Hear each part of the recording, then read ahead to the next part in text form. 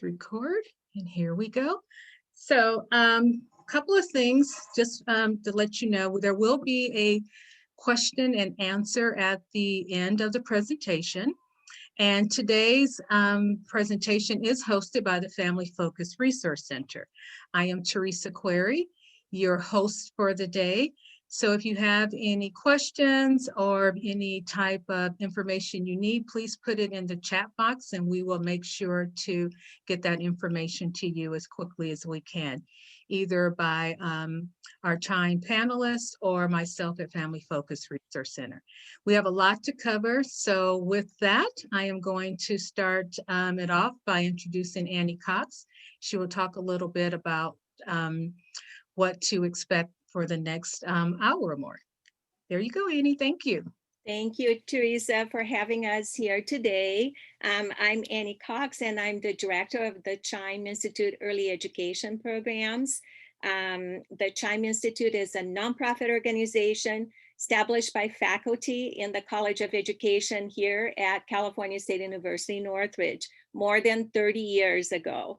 The CHIME early education programs provide an early intervention program, both a home visiting, as well as a center-based program, as well as a preschool inclusion housed at CSUN. I'm thrilled to be introducing our staff to you today. I'll do just brief introductions right now. We have Jodie Agnew Navarro, who is the coordinator for infant toddler program and also an early childhood special education teacher. Erika Barnathan, who usually works mostly with our preschoolers. She's a credentialed early childhood special education teacher as well. Deborah Huntsman Lammon is our physical therapist. Sarah Handwerger is our occupational therapist, and Adria Harrington is our speech pathologist. So it's really excited to be part of a team this year more than ever. We really value the partnership that we have with each other and with the families that we serve.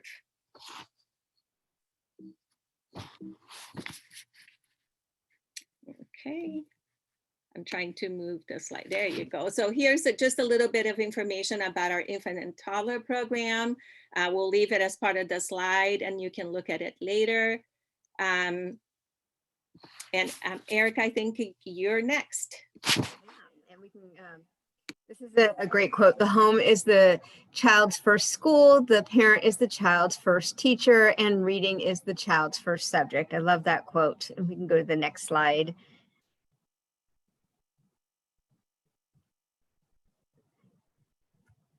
So in this presentation, you're going to be hearing from our CHIME team that you just met, speech therapist, occupational therapist, physical therapist, and special education teachers.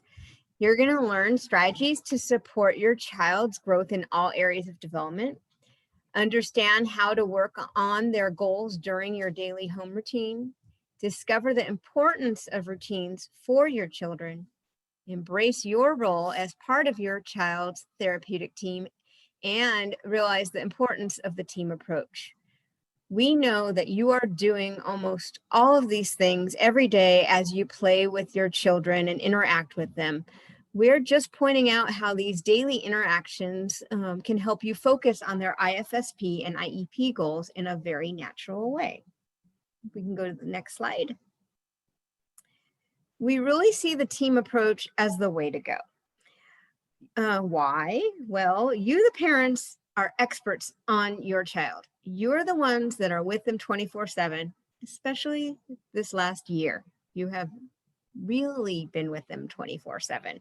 And when you're not with them, I am betting that you're thinking about them and thinking about their future and thinking about how they're doing and what they're doing. We're always thinking about our children.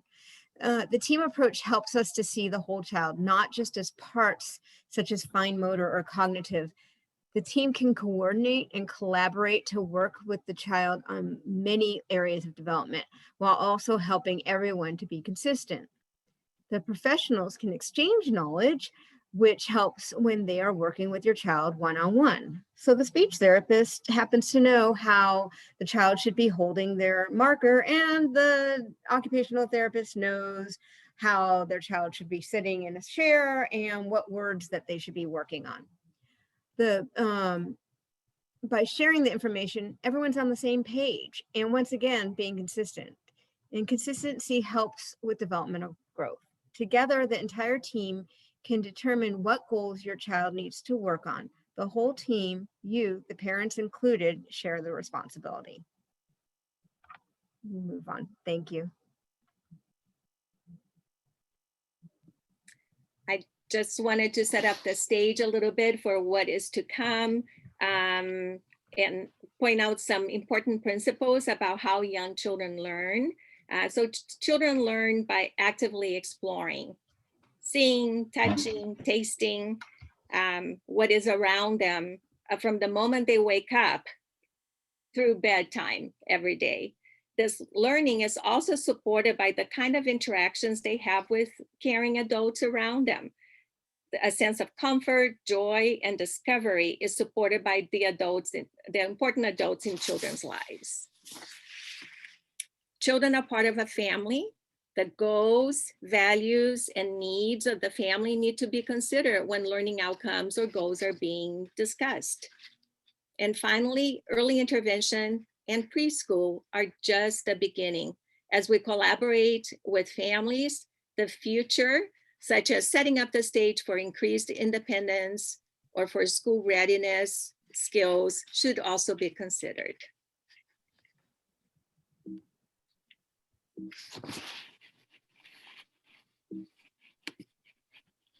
The where children learn, although the notion of where children learn is addressed by the Individuals with Disabilities Education Act, or IDEA. IDEA includes policies and procedures for early intervention for infants and toddlers to take place in natural environments and in the least restricted environment alongside peers for preschoolers.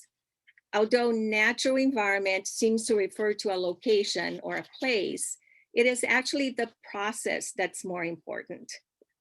You'll hear us say throughout this presentation that children learn through participating in their everyday activities and through meaningful experiences with their family and caregivers. Authentic interactions that are interesting and fun result in more frequent and longer engagement with positive outcomes for the child and family. So rather than a place, we really wanted to focus on the quality of those interactions.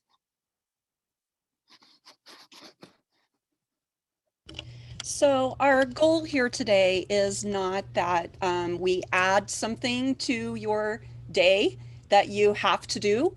Our goal for this presentation is for you to learn that you can work on your child's goals all day with what you're already doing. We're not adding more to your plate that's already full. So working on your child's goals during daily routines is beneficial for your child and for you.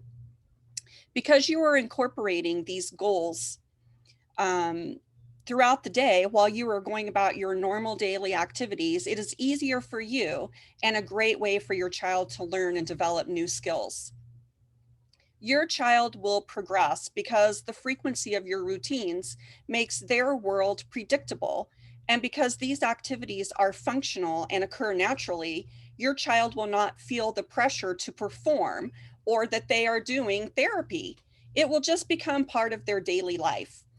This will help them to generalize the skills they are learning across a variety of situations and settings.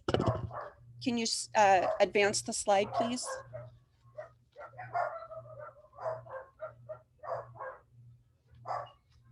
Young children thrive on routines. Routines provide your child with comfort and security and bring a sense of order, predictability, and control to their world. Because you are embedding their goals naturally throughout your regular daily routine, your child will be more cooperative and you will see less negative behaviors.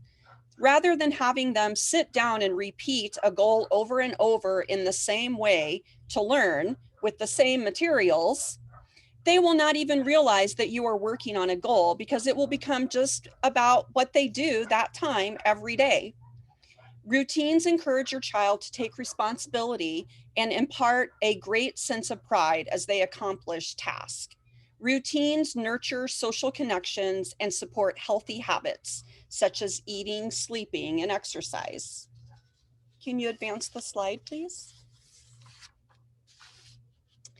When we think about embedding your child's goals into your daily routines, the first step is to identify the routines in your family. Do you even have a routine? Some families don't have much of a routine, and now with COVID, all of our lives have changed, and it's really affected our routines and how we do things. But that's okay. This is a good time to start thinking of what routines are important to you and how you can make them predictable for your child. Who else interacts with your child frequently, and what activities do they do together? When thinking about setting up a schedule for your child, it is important to consider their preferred and non-preferred activities. We always want to have a preferred activity before an activity that the child doesn't like, and then follow it with a favorite activity so the child learns that when they get through the activity that is difficult for them, they get to do something that they really like. Can you advance the slide, please? The next step is to decide what skills you want your child to work on. Identify the activities during the day that you can work on each goal, what materials you might need to have ready, and how you're going to encourage and support your child.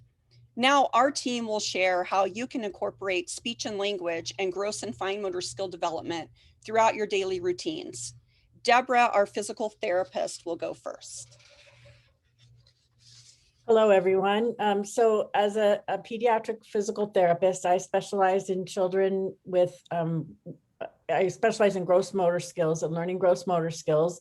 And that might sound gross to some of you, but gross motor skills are actually the skills that include most of the major motor milestones, such as rolling, crawling, creeping, cruising, like along furniture, walking along furniture sideways, sitting independently, standing, and walking. Those skills require strength and endurance and balance and coordination, all working together so that the child has that basic control of their body. Gross motor skills provide the foundation for all of the other motor skills, including fine motor that Sarah's going to talk about, and speech that Adria is going to talk about.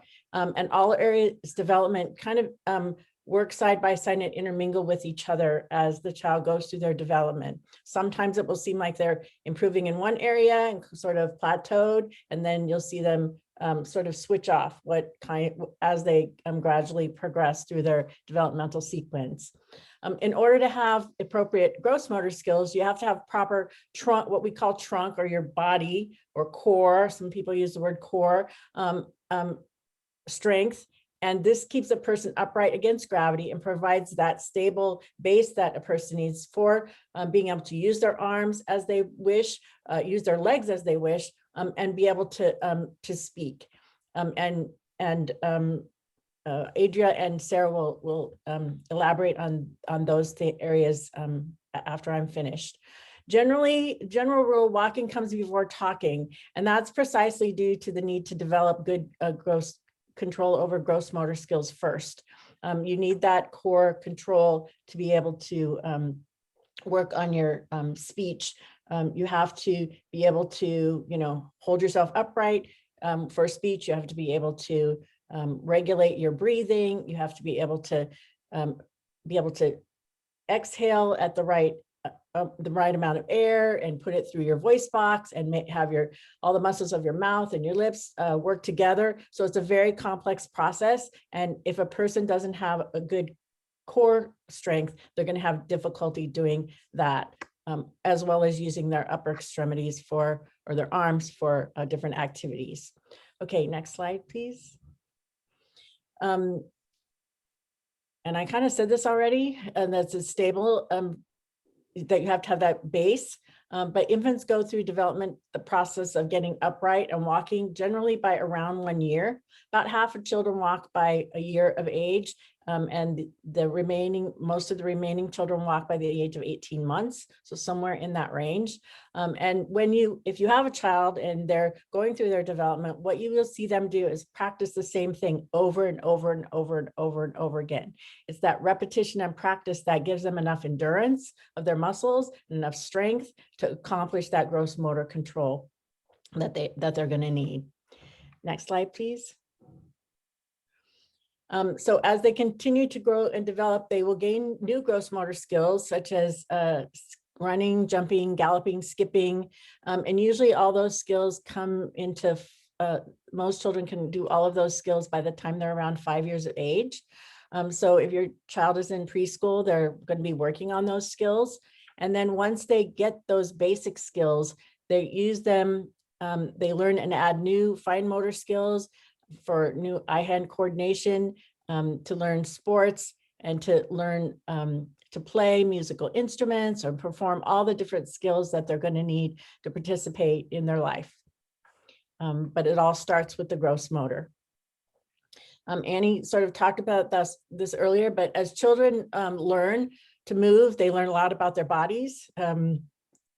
They learn that they have arms and legs and feet and head and tummy, and they learn how to use both sides of their body together.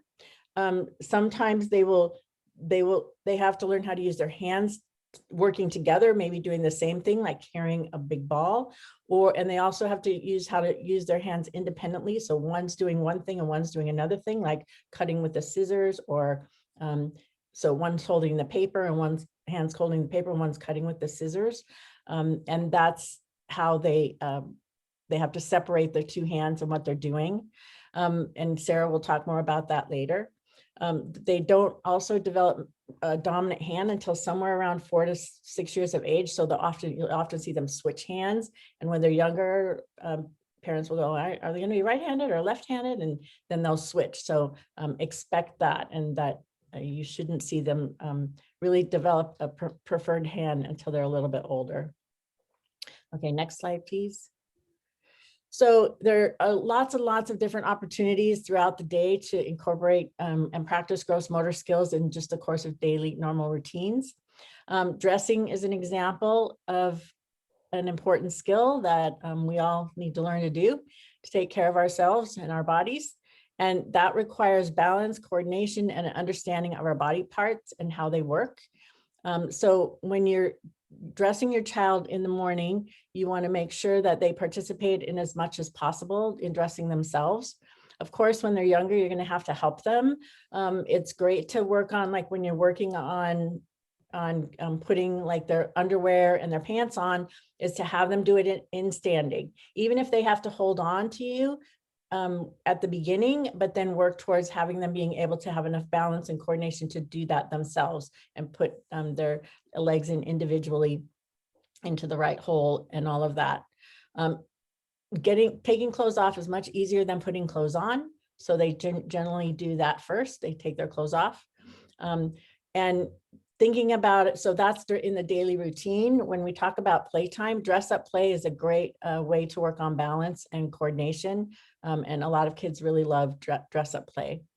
For self-care, well, brushing their teeth, washing their face, it's great if you have a little step stool so that your child can step up and reach the sink level and then step back down when they're done, even if they're holding on to the edge of the sink or you're holding their hand at the beginning. So they practice that getting up and down. It strengthens their legs, helps them with their balance.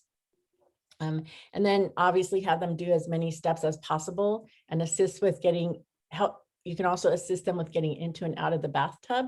Of course, you want to be very careful with that, and especially getting out, because children are very slippery, as you know, when they're wet. And so you don't want any accidents. So you want to, spot them and guard them. But that's a really good practice for sequencing of different motor skills and working on balance and coordination. Okay, next slide, please. Playtime, most families have some sort of just free playtime or organized playtime scheduled into the day. And this is where it's a wide variety of things that you can do. And, follow what your child likes, because that will really help. If they're motivated, as Jodie was saying earlier, if they're motivated to do a certain thing, then you want to try something that's harder, do something that they can do first, so that they have a sense of accomplishment and completing the skill, and then do something that's maybe a little harder for them, and then end with something that they really like to do. Ball activities are great for children this age. They are learning how to carry a ball while walking, how to throw and catch a ball, how to kick a ball. And all those things are really important for developing their gross motor skills, as well as their fine motor skills, as well as their visual skills, because they have to learn to kick and watch the ball go and know where it goes. And so that helps a lot with that eye-hand coordination that you need. Obstacle courses are great. You can use things from around the house. You can lay down things on the ground to step over, or things to crawl under. Bubble wrap can be a great part of an obstacle course that they can stomp on or dance on, or you can just have a dance party on bubble wrap. That's always fun. Pool noodles are great because they're fun and they're cheap. Now is actually a good time. They're starting to, as summer approaches, you can get them at places like Target or places like that, and they're like $1.99 or $2.99. And there's lots of things you can do with those. You can step over them and pick them up and use them almost like a jump rope, and raise them over your head. You can shake them around, and you can do that just with fun, just having fun and making it fun, or you can also do it to music.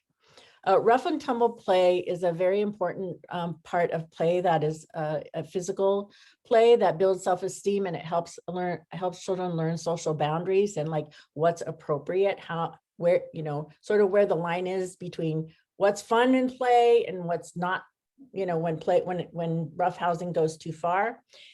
So start with something like a gentle pillow fight or a pool noodle fight. You can take cushions off the sofa or the bed and practice falling down on them. A lot of kids love practicing falling down. And then work up to actually wrestling, learning some gentle wrestling and rolling around. And a lot of children really need that physical outlet of having that kind of exercise. And then exercising to music or music videos. Most children love music. You can sing movement songs like Pokey Pokey or Ring Around the Rosie. That's a favorite.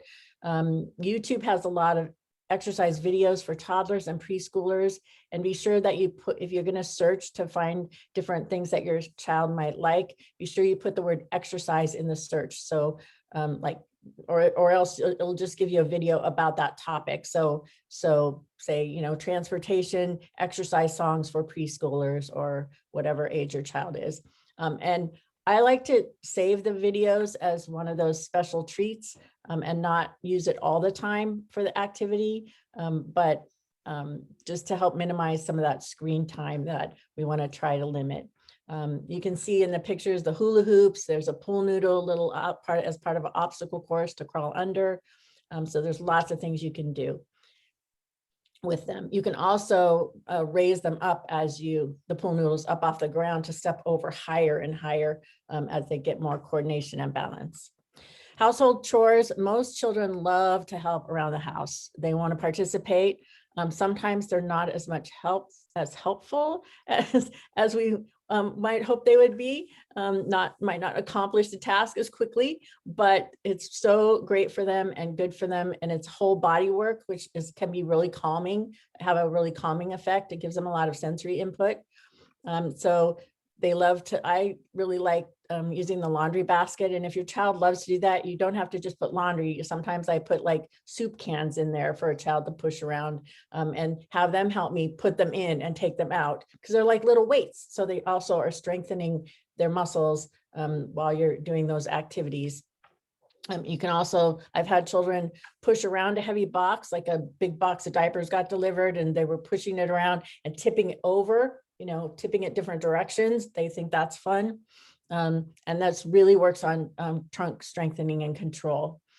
Having your child help you put away the groceries, handing you cans of soup, like I said, or vegetables, is good for strengthening. And whenever possible, have your child help you doing whatever you're doing. They love to pretend to sweep the floor or actually sweep the floor, taking out the trash, washing windows, setting and clearing the table, pulling out the chair from the table or pushing it in. Those are all really good gross motor activities that work your whole body.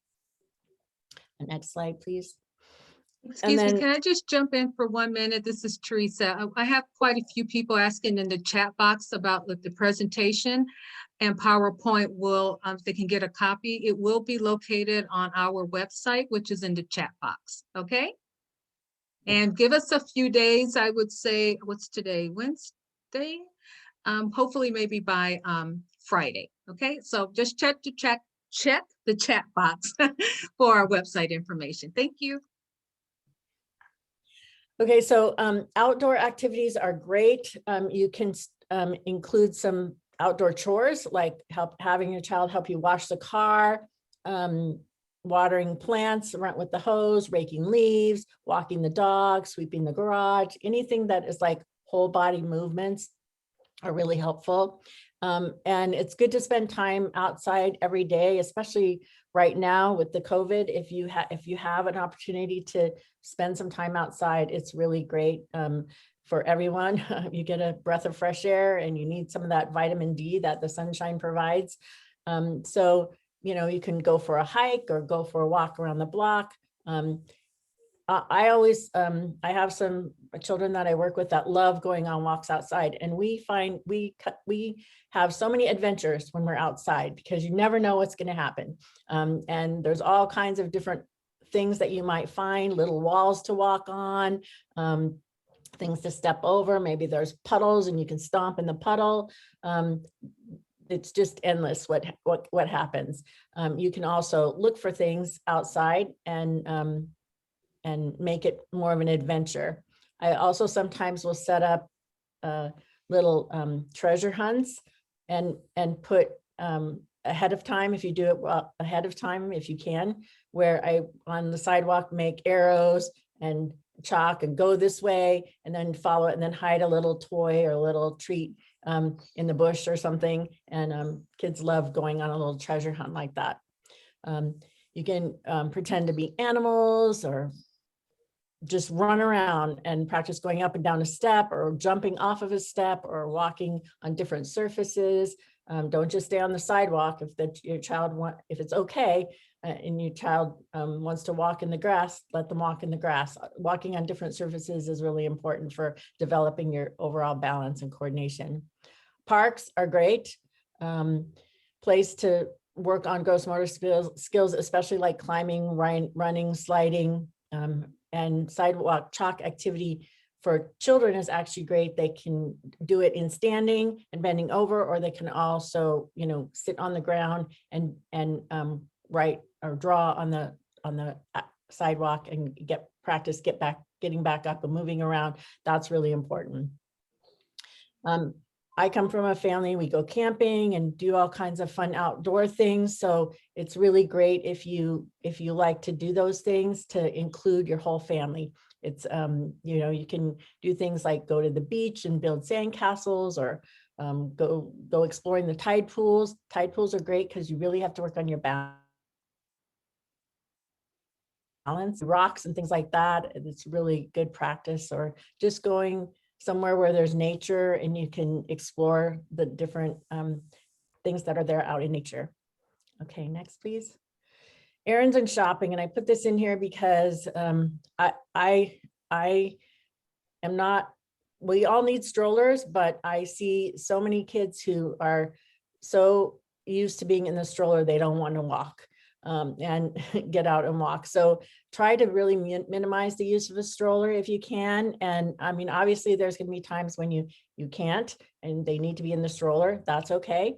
But when you have time, have them get out and walk and push it. They can push their doll in the stroller or their stuffed animal in the stroller along with your packages in there that weight it down a little bit so that They're working their whole body, and they're also working on that endurance that we need for walking around through our daily activities and routines that we do.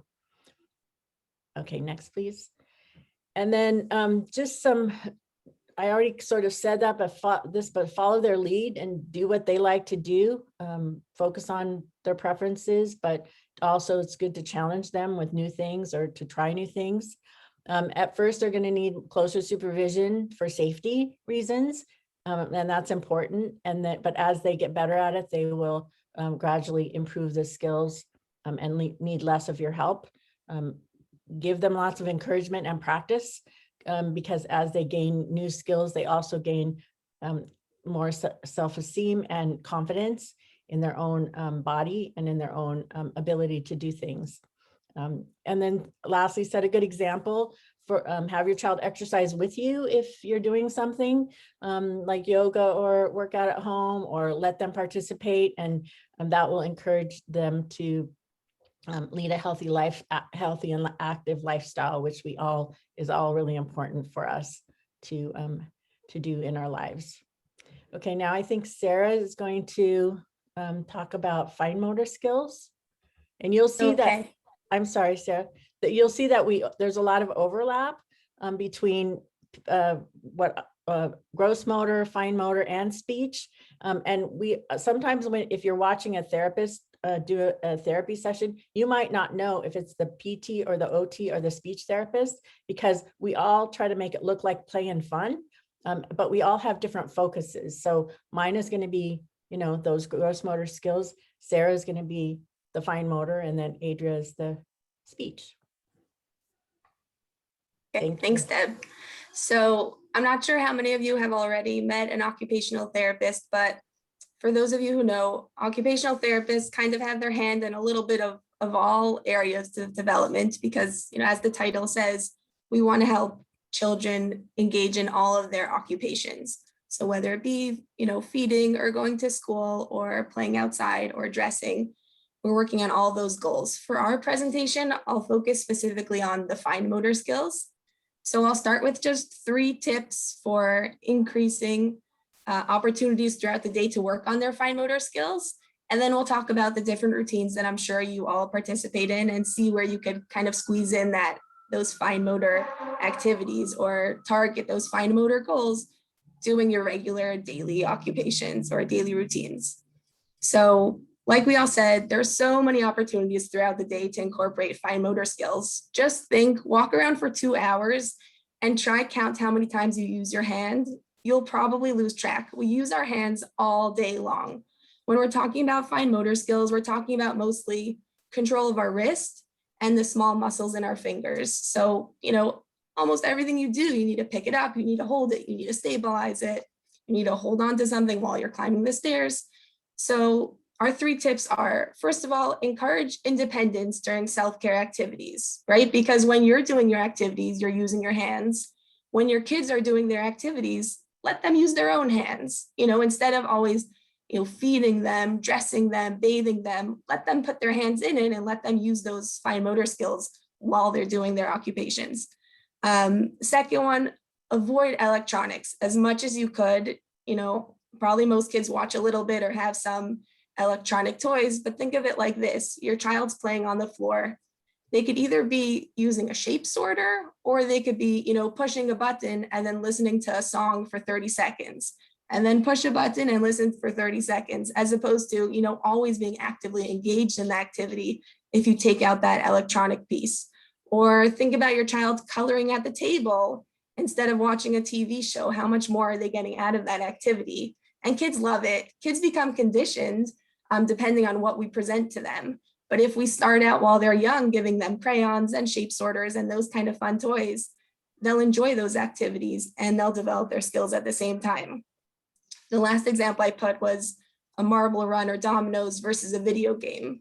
I'm a big fan of marble runs. I think they're so fun. They have to be creative to build it. So that's the skills. And then once you get to the top, a good trick is to put the marble right in the middle of their palm and say, try your best to use just that hand and sneak it out to your fingertips. And that's such a great way for them to develop those what we call intrinsic hand muscles, those little muscles in their fingers. So start with one marble, and if they get that, okay, I'm gonna put 2 marbles in there, don't let them drop. Okay, slowly bring one to the end, drop it in. And you can do that with anything, marbles, Cheerios, any small items. So encourage independence, avoid electronics, and have fine motor activities easily accessible. Have them around your house, at your kitchen table, have some coloring sheets, that they like, Daniel the Tiger or Paw Patrol, print out some pictures, have some crayons on the table. Sometimes it's a little messy if your house is like that, but in the long run, you will benefit from it. Another example I put was rubber bands and a can of corn. You're preparing dinner. Instead of putting on a show for your kid while you're preparing dinner, put something on the table to keep their hands busy. Put a can of corn and a bunch of rubber bands. You wouldn't believe how long a kid will sit there and just put 1, 2, 3. So they're stretching it, they're using their fingers, they're engaging. You could talk to them about their day while they're doing that. And the third is a roll of stickers and some blank paper. Kids love stickers. I'm sure they use up your Band-Aids faster than you could buy them. You could get stickers at the Dollar Tree, so stickers is great. Okay, yeah, Annie, I'm ready now, thank you.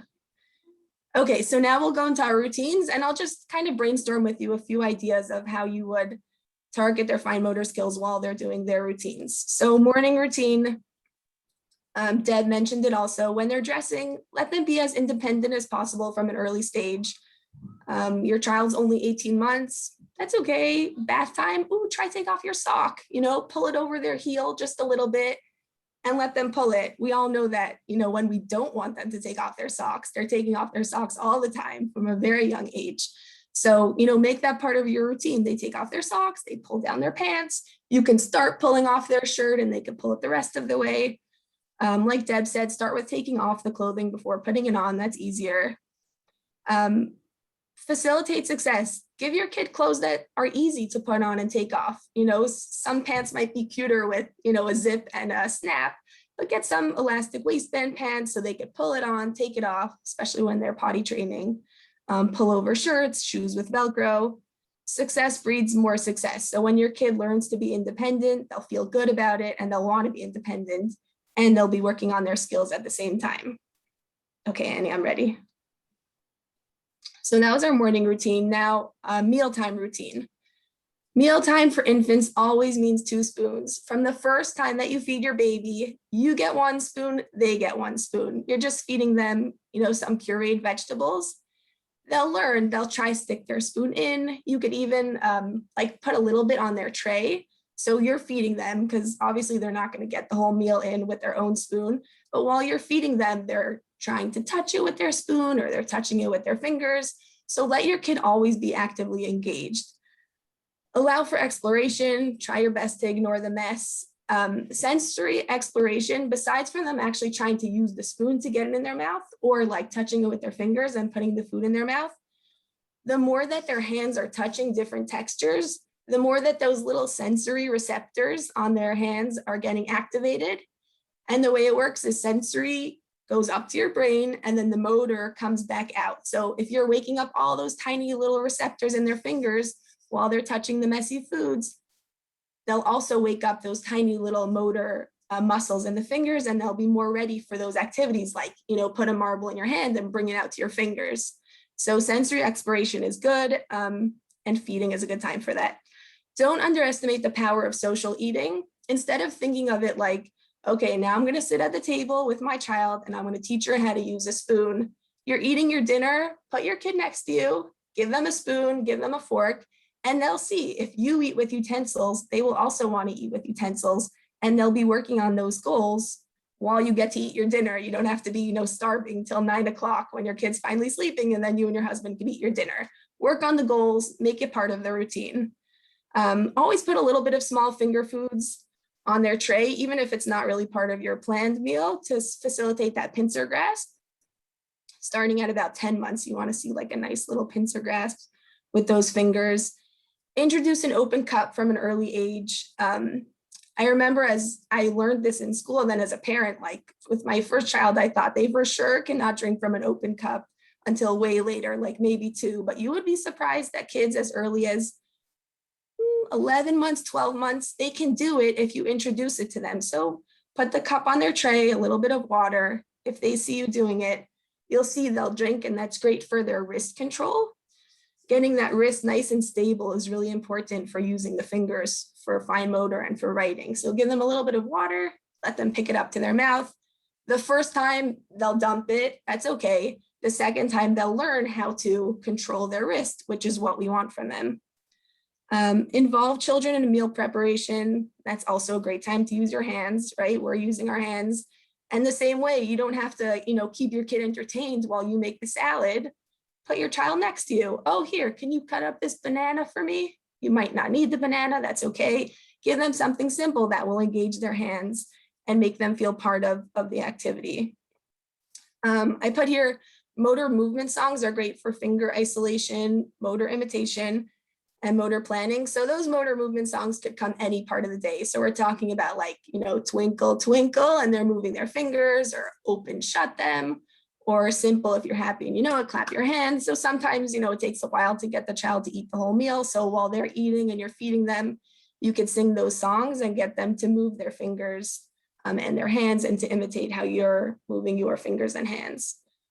I put this little point at the bottom just because I feel like we're talking to either parents or people who are working with young children who may start out with some sensory sensitivities, and piggy eating is just such a hard rut to get out of. So when your child is young, just a point to throw out there, always present different foods, variety of foods, different textures, colors.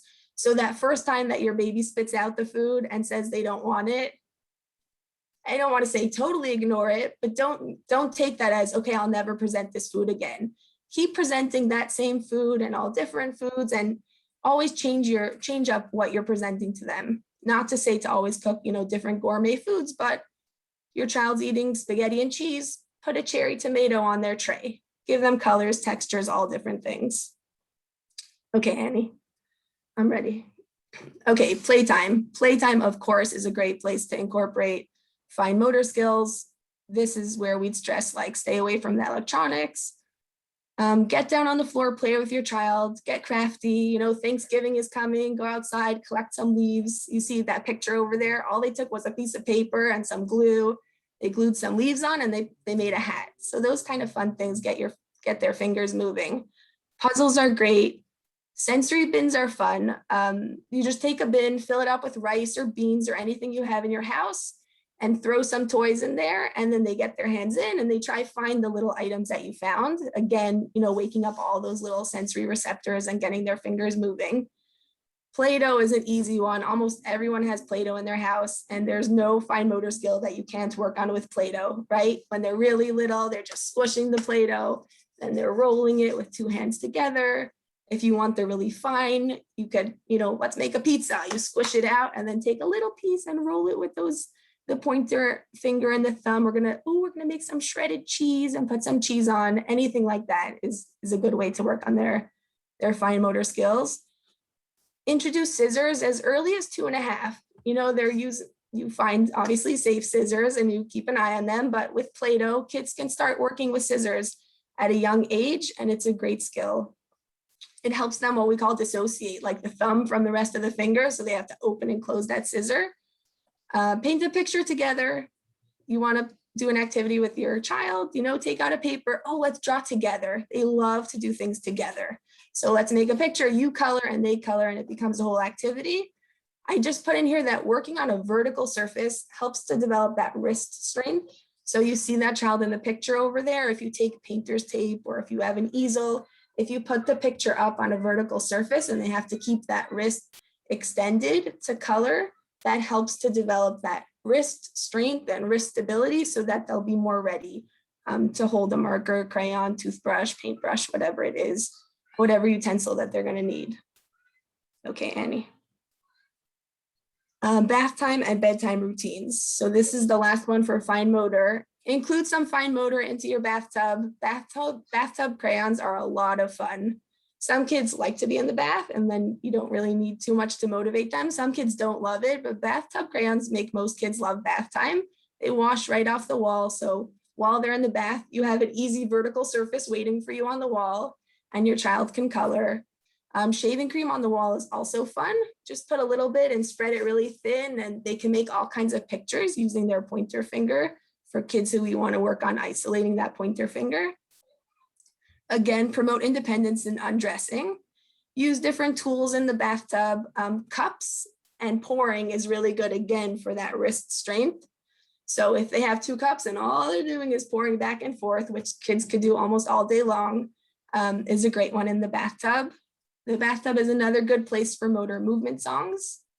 Open, shut them, twinkle, twinkle, where's Thumpkin? They have to get each finger out. And with the self-care, let them use the sponge independently. You know, you might have to do a good scrub afterwards, but give them the sponge full of soap and let them find all their body parts.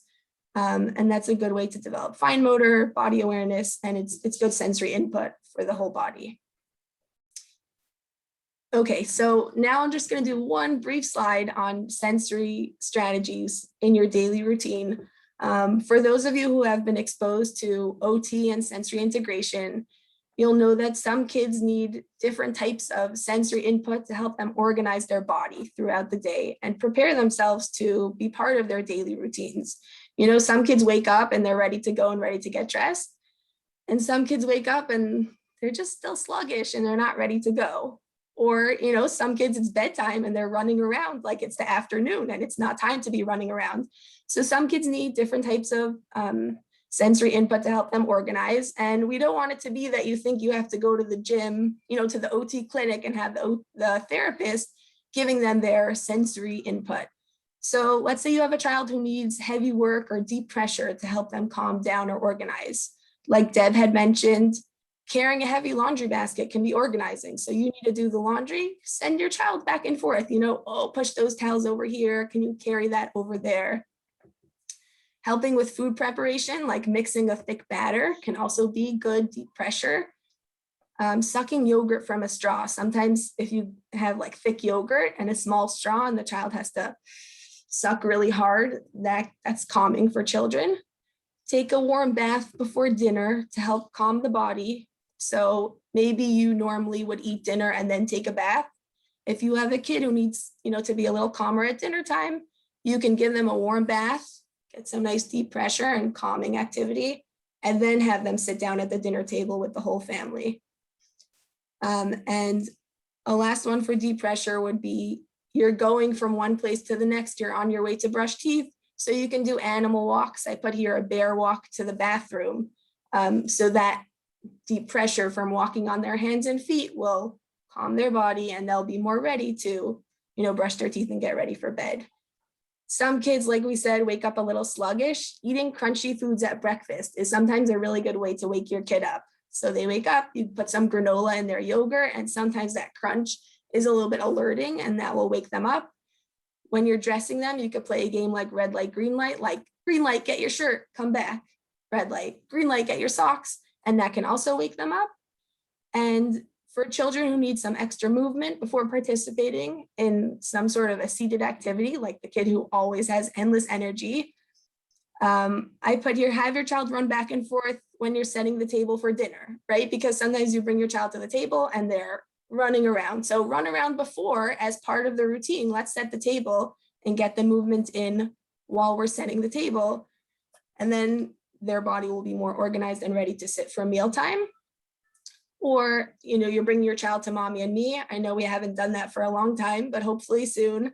And you have a child who has a hard time sitting down. You know, you come into Mommy and Me and we start with a song and your child's not ready to sit. So go to the park first, get them some movement, and then come to Mommy and Me, and then maybe their body will be more ready for that singing or seated activity.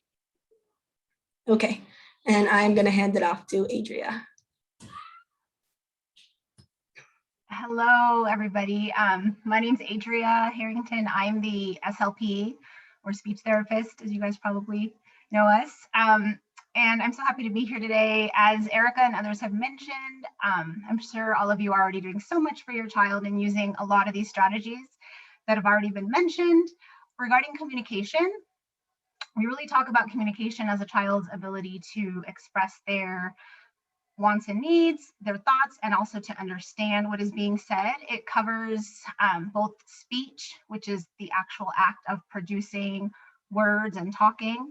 And then it covers language, which is everything, the content of what we say. So the words, the vocabulary, the sentence length, whether they're putting the words in the right order. And so all of those things together, as well as their ability to convey what they're saying and be social, is what we talk about for communication. So as everyone has already been mentioning, we work very collaboratively. As you've probably heard what Deb said tied into what Sarah said, and a lot of what I'm going to say is probably going to be repetitive in some ways as well, because communication affects all the areas of language. I've loved hearing the examples from Deb and Sarah, and just thinking about how we can overlay some of the communication into all those activities as well. So in these slides, I'm going to be focusing on some concrete examples of how to work on communication within your routines, and then some general tips. And then I'm sure some of you will have some questions that we can talk about when it's time for that.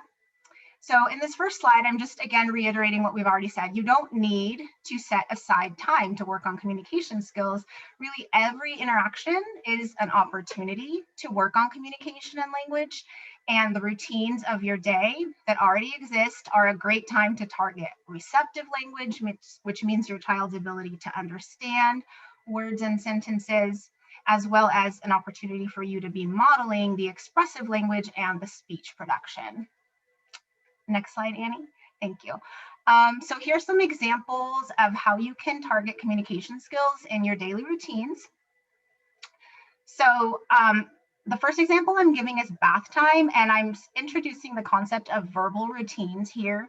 So a verbal routine is just adding the repetitive words that you use every time you do the routine. So let's say you're doing bath time.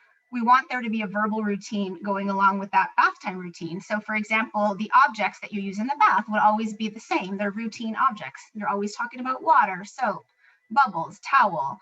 The action words that you're using there are a verbal routine. You're always using those action words. We're going to wash, we're going to dry, we're going to pour, we're going to splash. Describing words. Is it warm? Is it cold? Are you wet? Are you dry?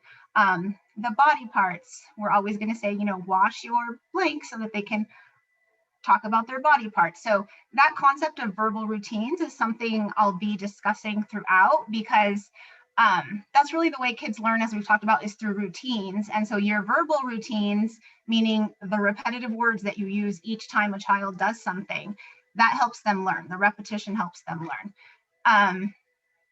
So another routine that we've discussed, dressing and undressing.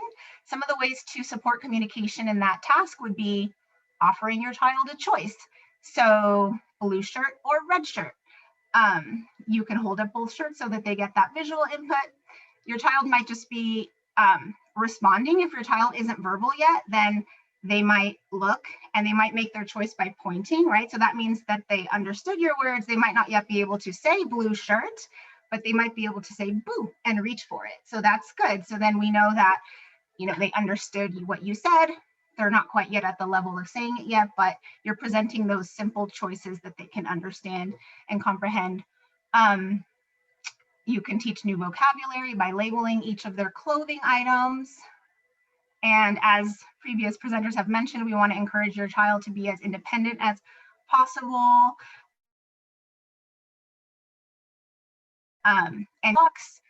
And labeling body parts when you're giving directions, when they're getting dressed. So you can say, okay, give me your foot, put your hands up, so that we're repeating every time that verbal routine, and slowly they're going to get more independent with that. The first time you say, give me your foot, they might sit there and then you get their foot. Oh, give me your foot. And you're physically helping them give you their foot. But after you've repeated that 10 times, they're going to be giving you their foot on your own. They're showing you that they understood that language, and they're able to then follow that verbal direction that you gave. And another routine that we've talked about is mealtime. So for communication support within mealtime, Sarah mentioned this also, but eating together as often as possible.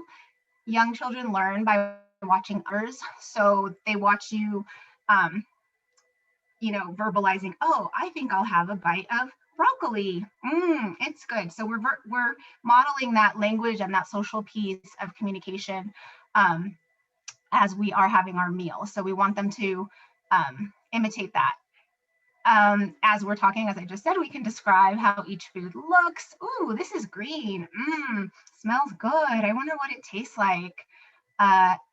Inviting your child to help in meal prep. So as Sarah mentioned, that's good for fine motor. It's also really great for working on following simple directions, such as get the bowl, vocabulary, again, those action words, pouring, mixing, things like that. So you're really targeting all of their areas of development in those activities.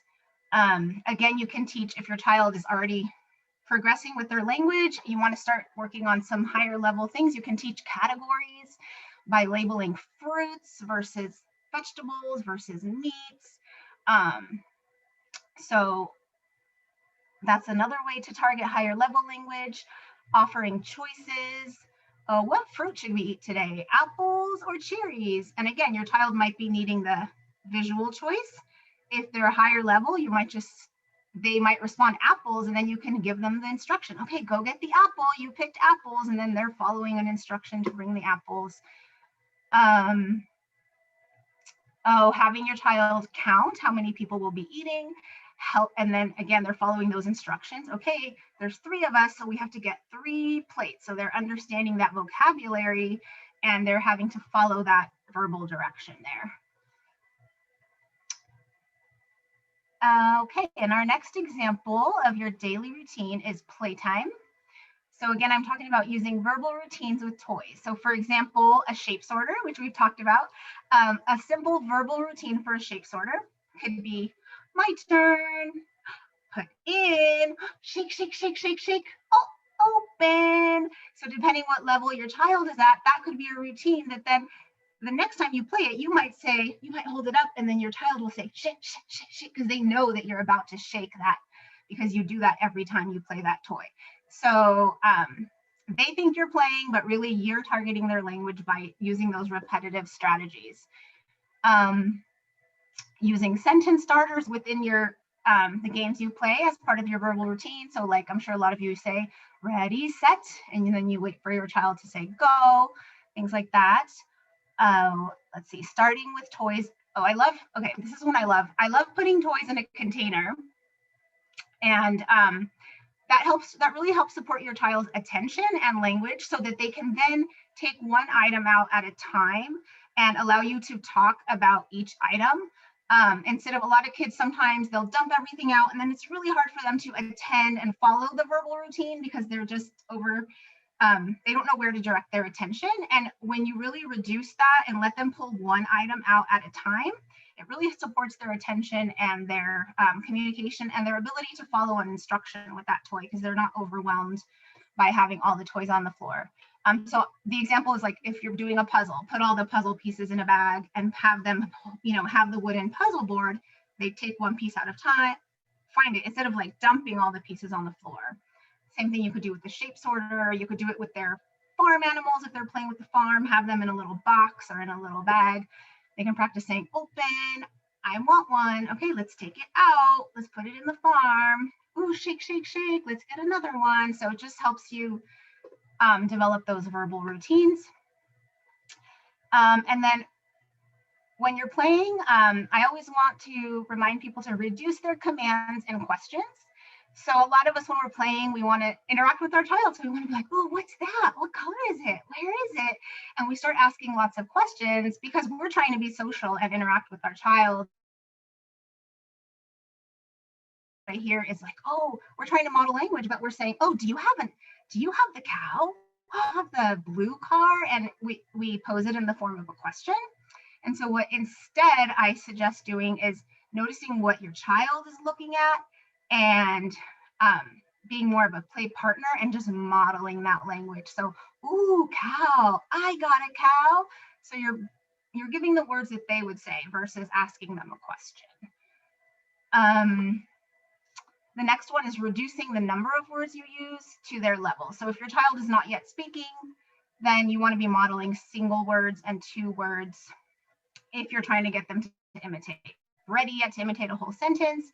So you might say the whole sentence like, oh, do you want the cow? Then you might say cow. because they're working at that single word level right now. Or even single sound. We might say cow, and bring it all the way back to whatever level they're working at.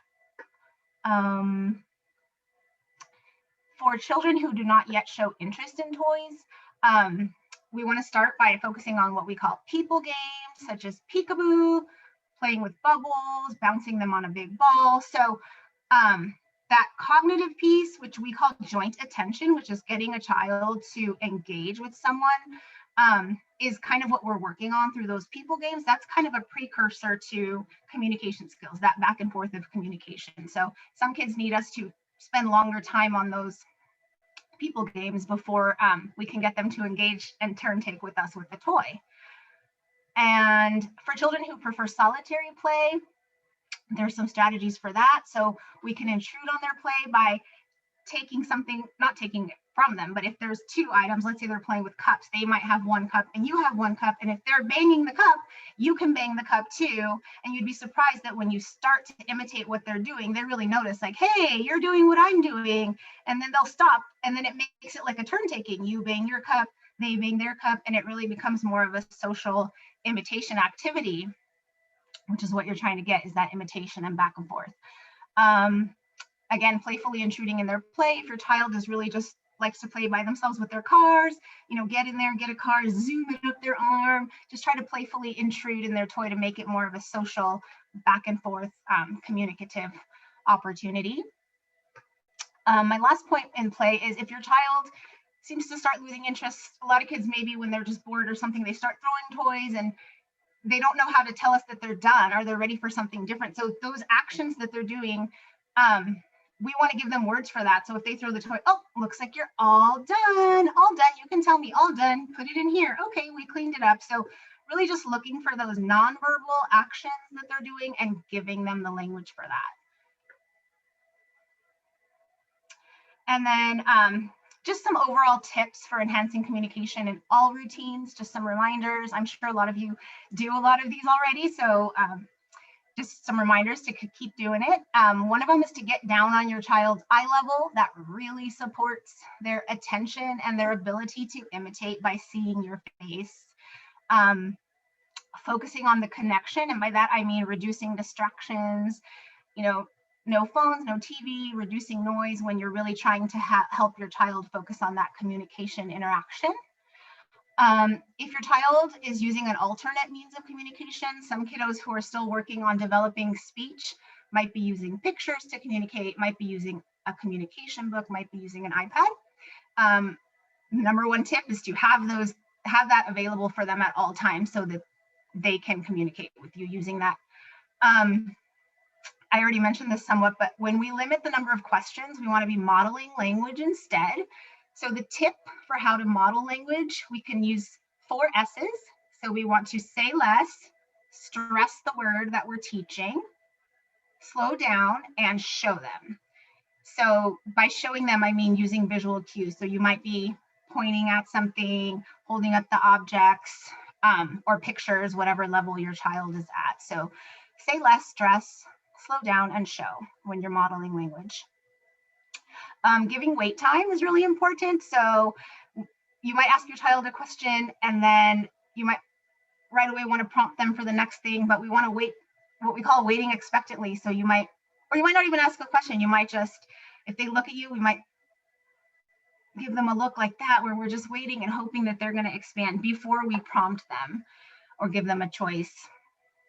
I already mentioned the next one, keeping your routines consistent, using verbal routines. Next slide, please. Thanks. Deb mentioned this one too, but really following their interests also really fosters their communication. Your child might be really into music or really into sensory, water play, messy play, whatever it is. If we're really trying to motivate them to communicate, then we definitely want to follow those interests. And then just allowing them to communicate their wants and needs. So we want them to be able to not only request, but make choices, be able to let us know when they need help, to be able to protest, and to request more. A lot of times for kids, those are when we start with signs, before we get to words, those are the signs we teach, right? We teach more, we teach all done, we teach help, we teach no, because those are the basic wants and needs that we want them to learn before they can even get to the words. And then beyond requesting, we don't just want them to be able to request, we want them to be able to share their knowledge, ask questions, label things, share what they're thinking, answer our questions. So those are just other things. A lot of times some kids, they get to more, and then we are really helping them to get their needs met. But now let's talk to them beyond that. Let's find out how they're feeling, what they're thinking. I already talked about this one. If they're communicating with their actions, we want to give them words for that.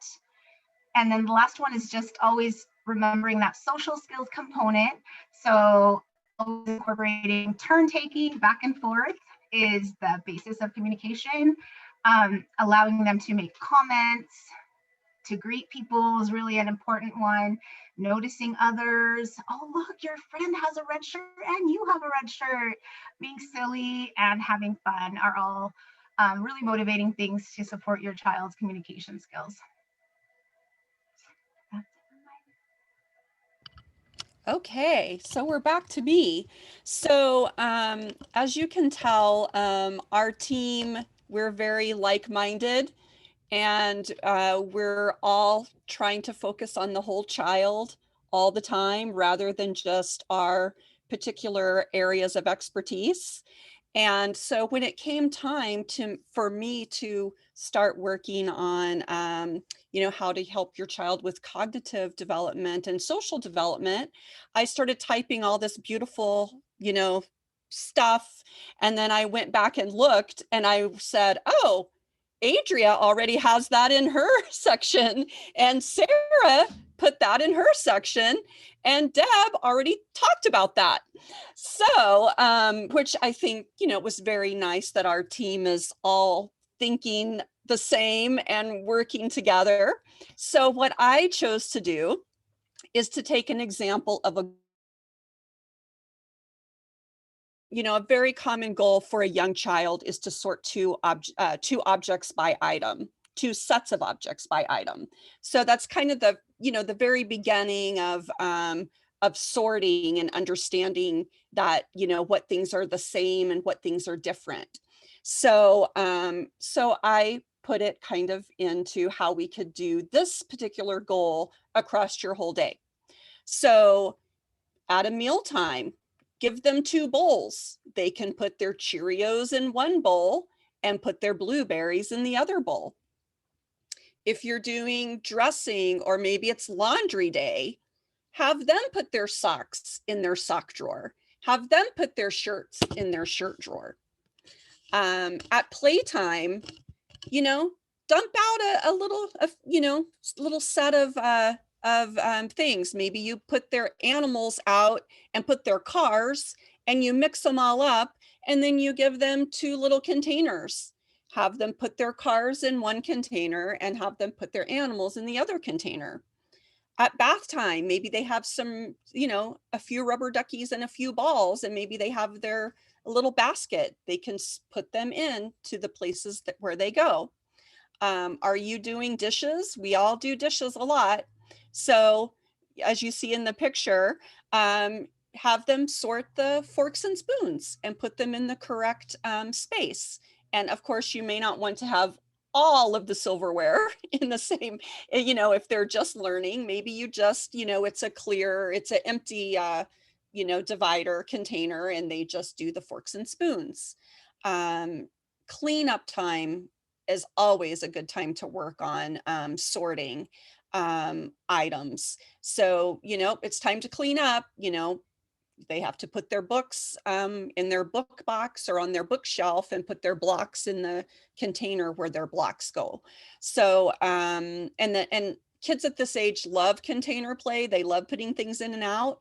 So, a great way to work on this is just to make sure there's a few containers, have a little container for their toys that's separate, rather than a big giant toy box with just everything in there all mixed up. I think someone had mentioned, I think maybe Adria, about, you know, if you have too many things, it's really hard for them to focus on what you want them to do. But if you know, have a little plastic container that has their blocks, and a little plastic container that has their cars, and a little plastic container that has their animals, that helps, you know, for them to learn that, you know, these things are the same.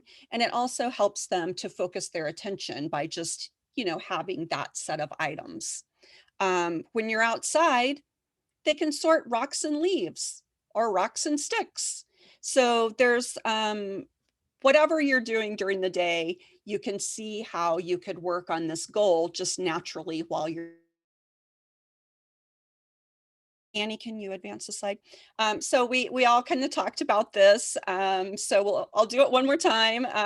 You know, schedule some playtime, get down on the floor with your child down at their level, read to them, read.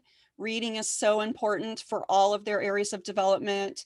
Let them help you. We keep talking about that. Let them, you know, help you fold the clothes, help you put the dishes away. And provide, you know, just provide opportunities for them to play with the things in your home. You don't have to have a lot of toys.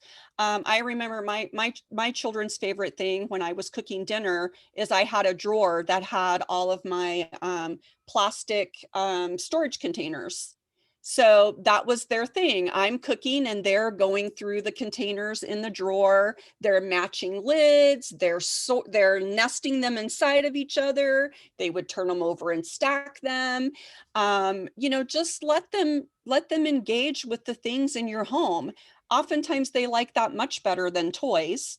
And again, limit those electronics. And I'm not just talking about screen time. I know that I think Sarah had mentioned as well, the electronic toys where you push a button, they're not really learning.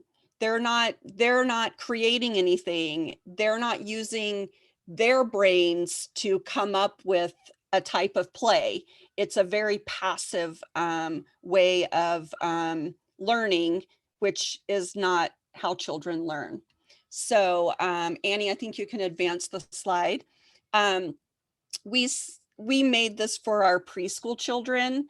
And this is just some ideas of some really appropriate things that young children can do as kind of chores. They're not really chores, we're calling it helpers. So ways that they can help you. They can push the vacuum cleaner. You know, they can take out a bag of trash when you take out the trash. They can water your plants. They can help put away their clothes. They can help set the table. And like most of these things that are on here, my wonderful team already talked about. So we can advance the slide. And then I put this together and I'll copy the PDF into the chat. But I'm a real visual person.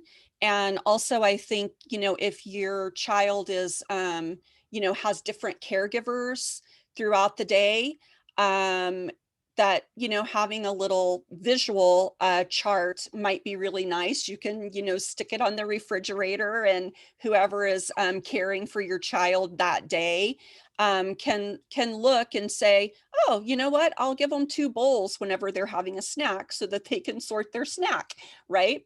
So I basically just filled this out in with the same goal that I just talked about, the sorting objects by item.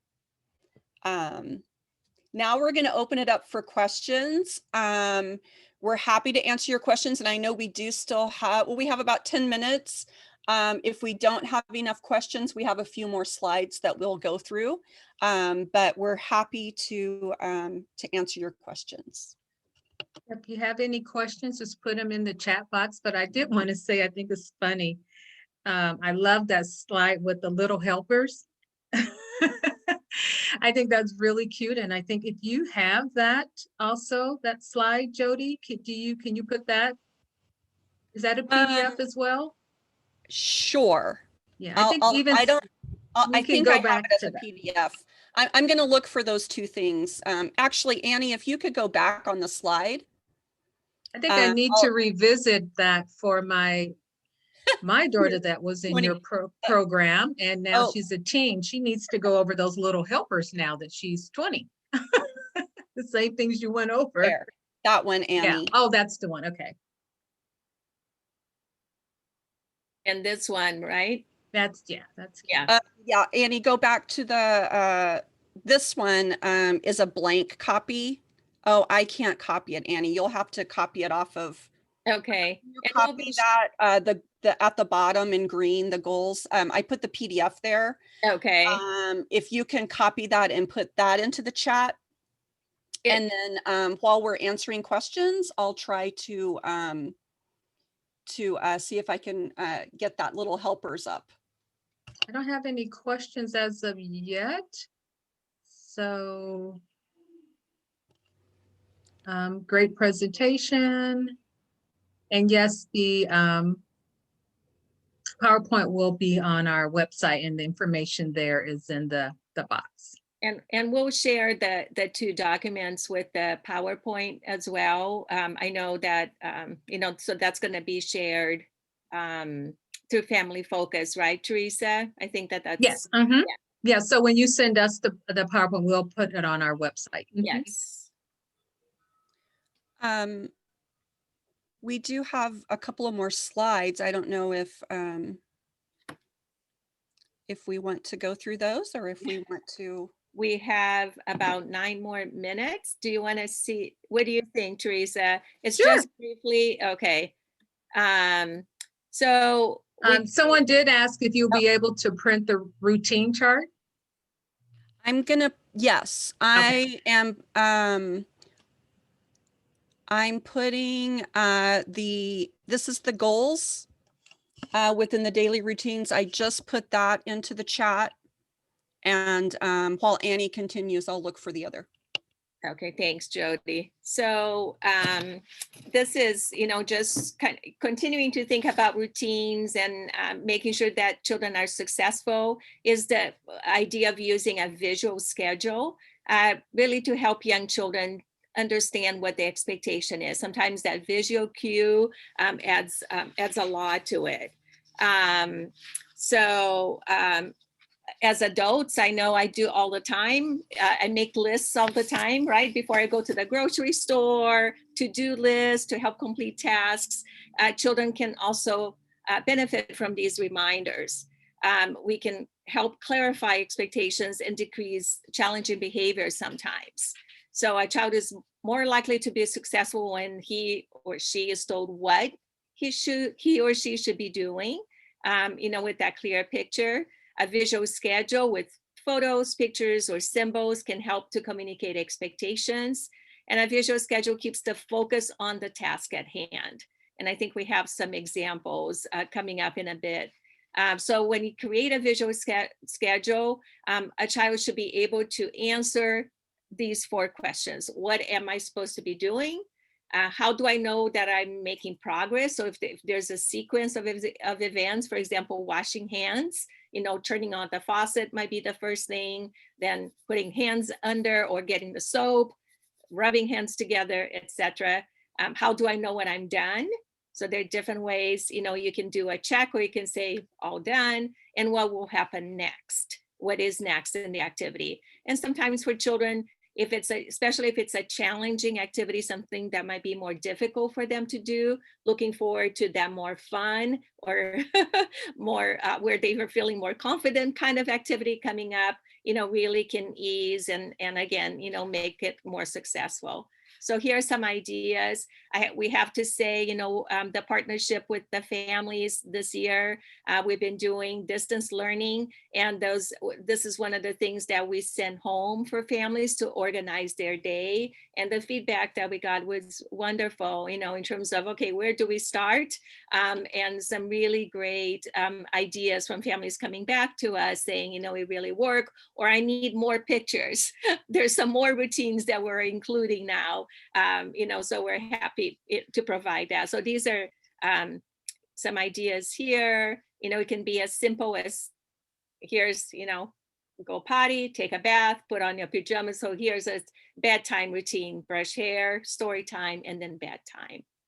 I'm just gonna chime in for a second that for kids who are just starting with that visual schedule, sometimes a good place to start is first, next, just two things. You want your child to be able to, come sit down and eat their dinner, brush their teeth, and they are distracted with something else. You say, here's the schedule.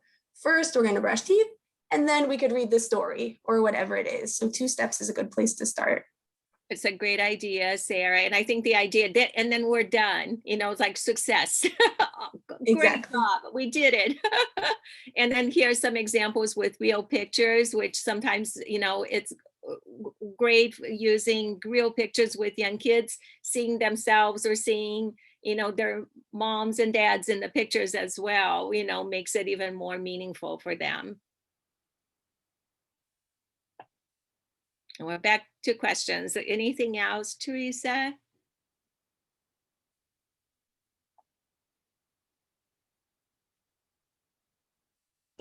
I was muted. If we want more, I just lost it.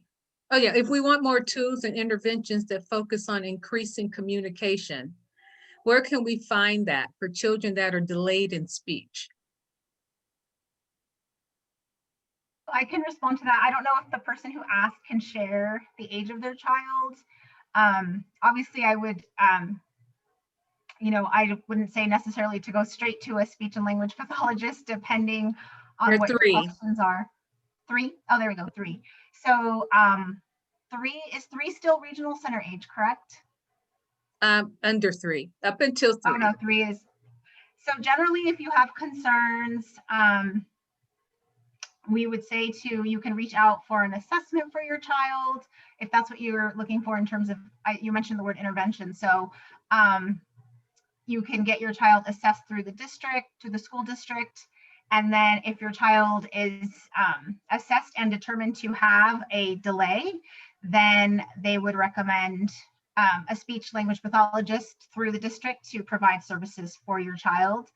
So that's where I would suggest, if you're concerned, if you want specific interventions that pertain directly to your child. All of the tips that we gave today are things that you can implement. General tips, again, we wanted to focus on things that you're already doing. So within those daily routines, I definitely encourage you to incorporate these strategies. But regarding your specific child, I encourage you to reach out to those free resources through the school district, and you can get your child assessed, share your concerns, and receive intervention through the district.